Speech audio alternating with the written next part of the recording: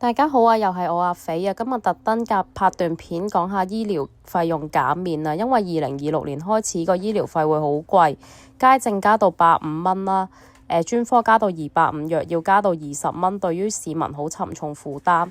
咁25年10月31號申請呢，有效期係12個月嘅。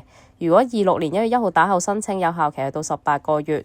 咁我就建議大家去社署申請嘅，因為個服務時間比較長啦，係可以方便到照顧者，而且人比醫院少，等嘅時間亦都少啲，亦都比較近屋企啦。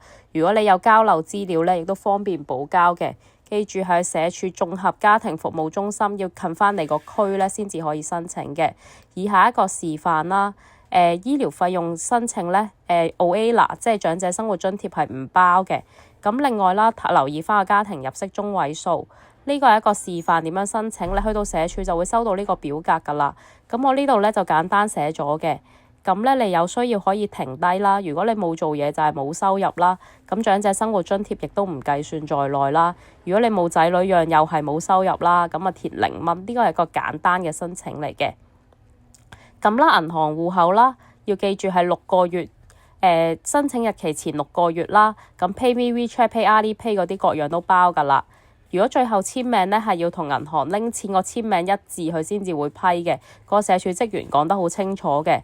咁以上呢，就係簡單嘅示範，有需要就參考一下。咁大家記住帶身份證明嘅文件嘅正副本啦，表格上面有出現嘅戶口啦，都要喺申請日期前6個月，所有資料都要齊嘅。咁呢，長者嘅照顧者就可以幫佢哋去打下簿啦。如果好耐冇打簿呢，啲資料佢會集埋一齊，咁就有需要問銀行去拎額外嘅資料，咁就要俾手續費。另外呢，因為要係申請日期前6個月啦，大家就最好去網上銀行 download 啲 bank statement，咁就唔使收費咯。咁至於 PayMe 啊、WeChat 嗰啲就 cap 翻自己個賬戶嗰版，即係個人資料嗰版。咁啊，有任何交易就 cap 翻晒啲圖同埋最尾個 balance 啦，即係個結餘有幾多，咁啊跟翻個結餘日子填翻落個申請表上高，咁就得㗎啦。另外我就發現到好多照顧者都需要呢啲小資訊嘅。我同媽咪呢，就諗呢成立一個 Facebook 叫照顧者溫暖速遞啦，定時定候分享一啲有用嘅資訊，關於大家嘅生活小知識啦，咁就分享方便照顧者去揾資源。另外有問題嘅話都可以去 Flash 揾我，咁我叫周新肥，都幾易記嘅，大家可以去揾我啦。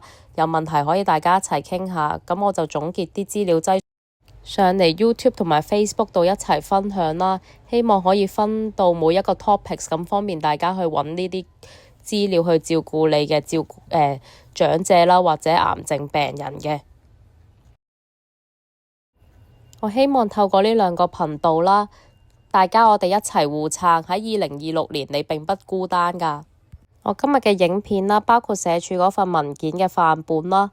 我個 Facebook 啦，我個 Flash 咧都可以喺資訊欄度揾返。如果大家有問題，亦都係歡迎喺 YouTube 入邊留言俾我，咁我就會總結上去更新我哋個 Facebook page 㗎啦。